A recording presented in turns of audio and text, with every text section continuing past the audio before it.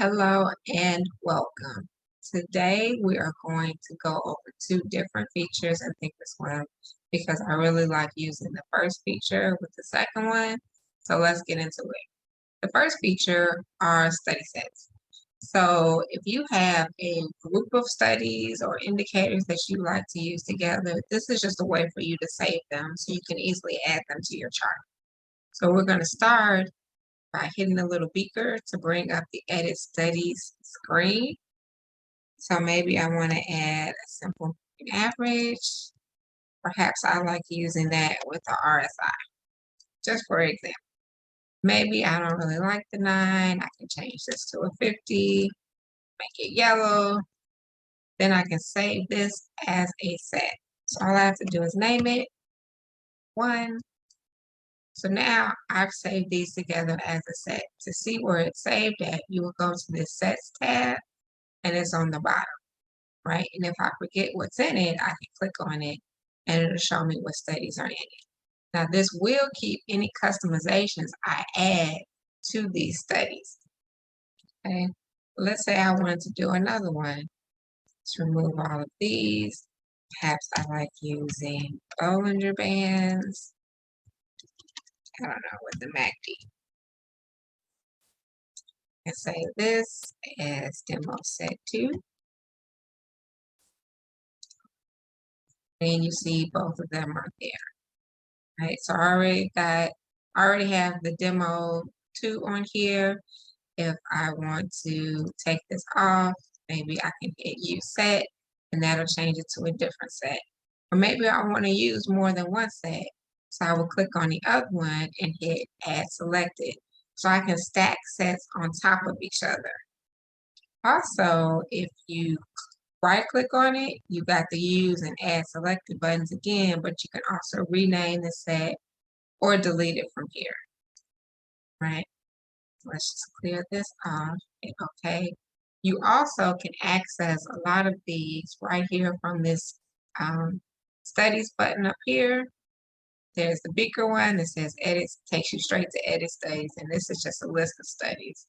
So from here, you can go and you can load a study set, and you can also delete your study sets from here. If you add a study from here, can't search it, so it's a little more cumbersome to find it. But let's say we wanted to add RSI and then add another set. See if we can all studies. Simple moving average again. And then you can actually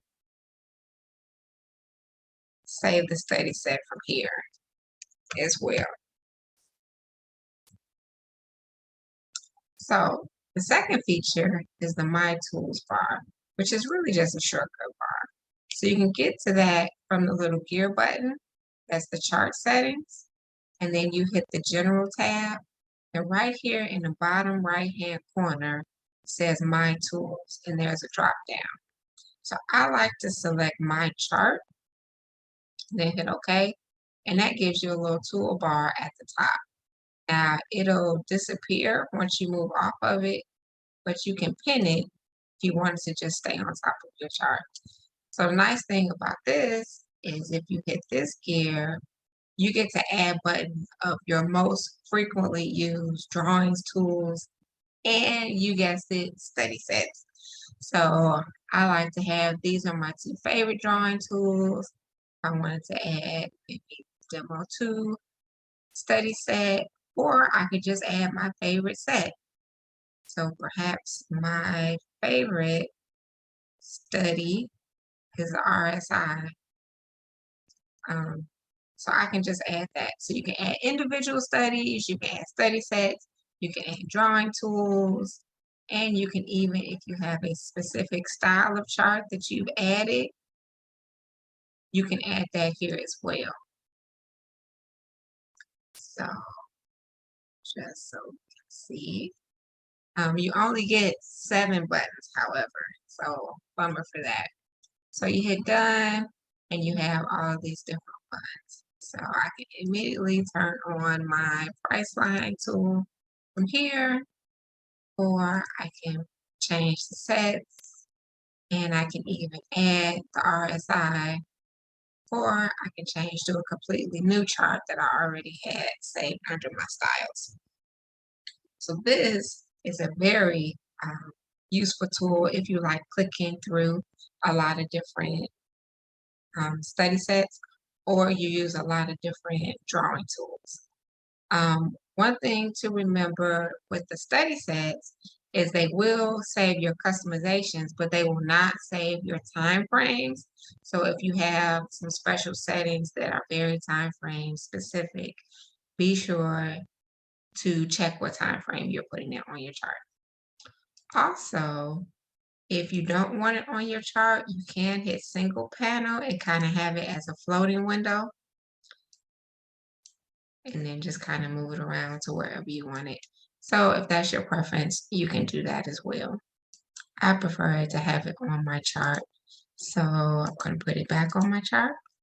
And as a bonus tip, I don't know if you've ever paid attention to these little arrows on the side of these features, but if you click on these little arrows, like you notice how it's kind of empty or hollowed out right now, but if you click it where it looks filled in, this will add this to your style menu, your drop-down style menu, so you don't have to come into this window and try to find it, figure out which tab it's in.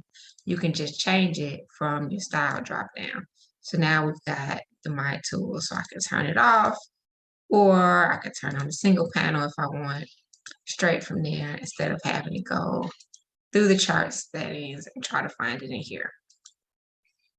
So I hope that this was helpful for you to be able to navigate Thinkorswim. So make sure that you do all of the YouTube things, follow, like, subscribe, share, and I will see you next time. Thanks for watching.